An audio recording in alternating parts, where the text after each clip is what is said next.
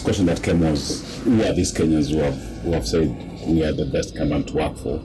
So I think it helps to hear that we are talking about prospective job seekers, talent in the market who have passed through your database. And to hear that you started with 800,000 people, reduced to 2,100, and then feedback online, I think that's really humbling. I would say what differentiates Safaricom from the pack is something around our culture, who we are, and the first thing is about our purpose.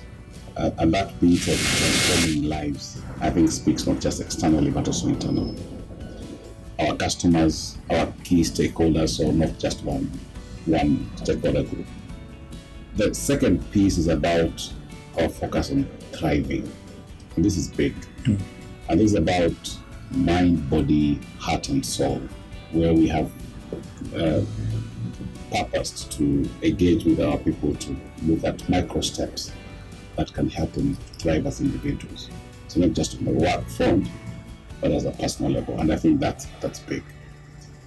Growth is also a third component of where we are, and we want to grow ourselves and grow our company. So it is one thing for Safaricom to grow, but we also believe that we don't just offer jobs, we offer careers and purpose to our people. And I think that would land very well for me.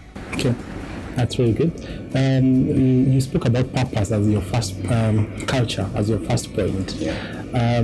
What type of culture do you uphold for Safaricom? Because, when we look from an external perspective, one of the things that came out from the people who want to work for Safaricom, they're also looking at remuneration, the benefits that are offered by Safaricom, diversity and inclusion that we see about how you do things. So what type of culture? I want you to expand more on the culture. I think for me, culture first starts with the leadership.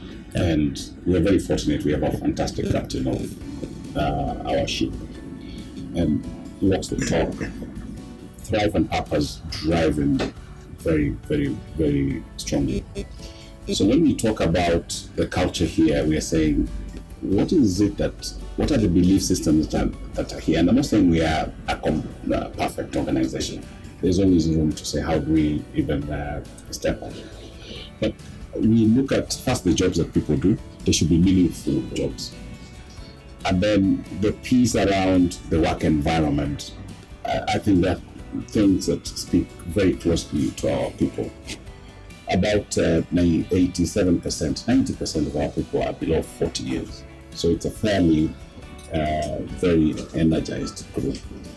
And out of that, we discovered the way people work, we have some challenges. For instance, mothers who have kids and may not have necessarily the support framework where they can work with peace of mind, especially when the kids are not fully well. So the crashes that we have two. We'll have a third one in Eldoret, so one in our call center.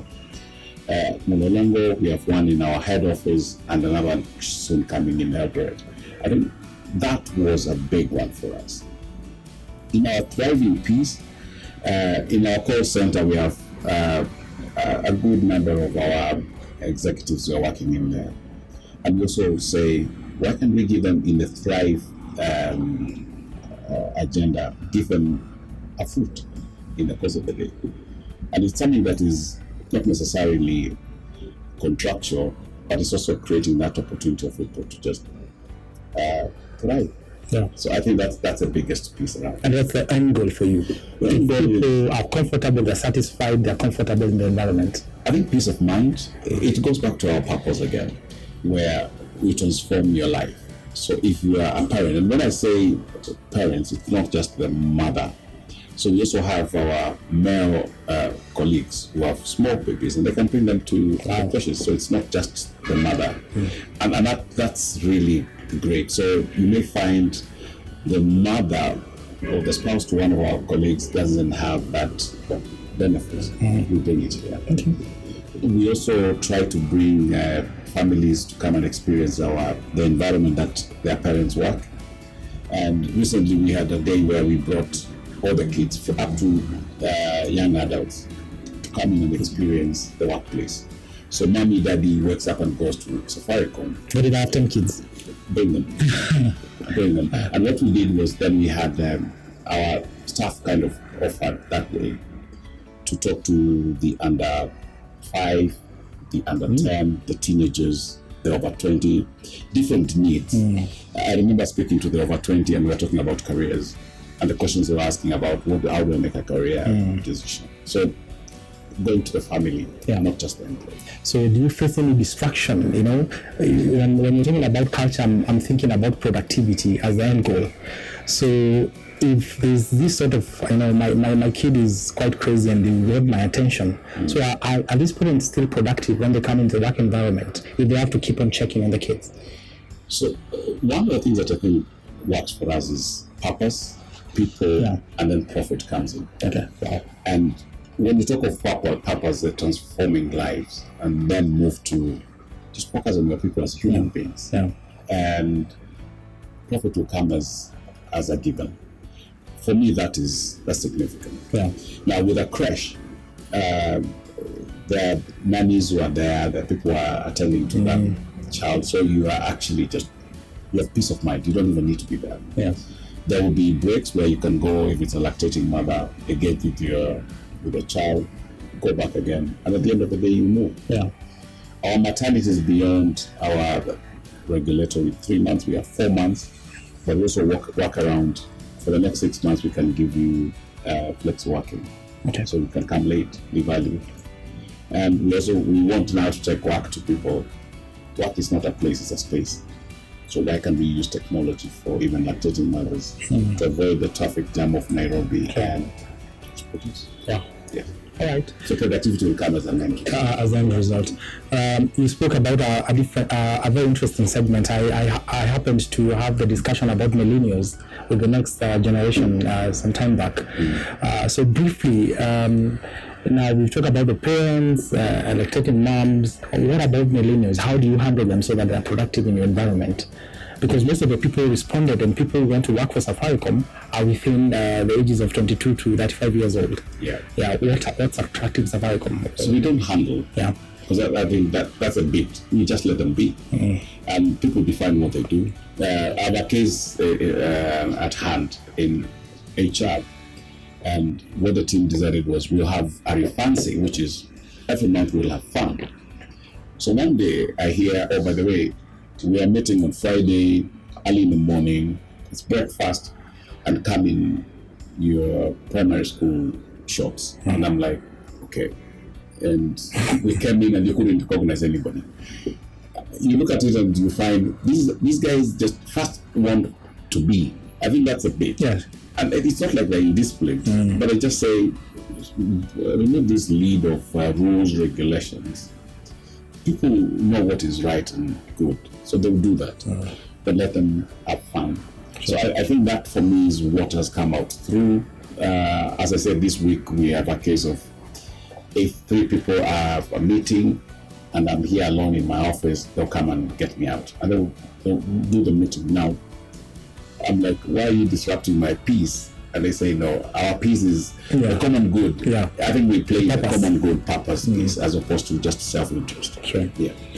So, what would you recommend to some companies? You know, all companies are looking for top talent. They want to attract good people who are productive in their space. What, in a few words, how would you advise them or recommend? What would you recommend to them, so that also they are also an employee of choice? I think it doesn't have to be expensive to create a work environment where people excel. And I think it's more of involve your people and get to hear what is important to them, what is urgent to their minds. That, I think, for me is the biggest piece. Providing something as simple as a mother's room is where mothers can express and just have the comfort of decency. It's something that anybody could do, and it's creating a small. It doesn't have to be anything fancy. I still think leadership plays a big part. So if you get line managers who bring out the best of their teams, that is one of the things that I've discovered creates a great workplace. So the really basic, it's human in the management of people. It's as basic as that. It's not basic. rocket science. Okay. It's just let people be. Yeah. But the purpose, people before profit, Sure. is a big anchor that you can. That's wrong. Yeah. So on the last question, what is your, I believe you have a really good retention rate for the employees who are part of the Safaricom family. You have a really good culture if you want to work for a winning organization. So what's your retention rate or turnover rate, if I'm asking that in a different way? So if you look at our turnover rate, there are two ways of the one that is what you call regrettable. So if you have your top talent, people that you say you want to keep, must keeps, and everybody's a must keep, because I believe everybody has talent. It's a matter of where you are being played. So if you're playing in one position, you could do another. Our attrition rate is less than 5%. And looking at the jobs that people do, you're like, there are people who came here 17 years ago and they're proud to be here. And they own and they breathe Safaricom. That's something that is amazing. There are people who came in yesterday and they own the brand just as much. We've also noticed that I think the bigger conversation we have is, and this is a big one where we've committed, we are currently 6,000. 52% of us are women. And of the 52%, we are saying as at higher levels, that number reduces to about 30. At top leadership, slightly less than 30. By 2020, we've said we would want to go to 50-50 at management levels. And that's a call to action that we've all committed to. Seen that. And we want to own it. We also want to reflect the face of Kenya in terms of also people living with disability. And we've also said we want to have at least 5% of our employees to be people living with disability. Currently, the number is about 1.7, and we would want to do everything possible again to create an environment where we can attract and retain talent. Wow, amazing. So, on the last but not least, what would you tell your employees who voted for Safaricom as the best company, and also external people who have a perception Safaricom is the best place to work for? What would you tell them? First, it's humbling to see Safaricom at the top of the pack. But it also says there are lots of great people, a number of great people who have made Safaricom what it is. Right from those who conceptualized it, 17 years ago.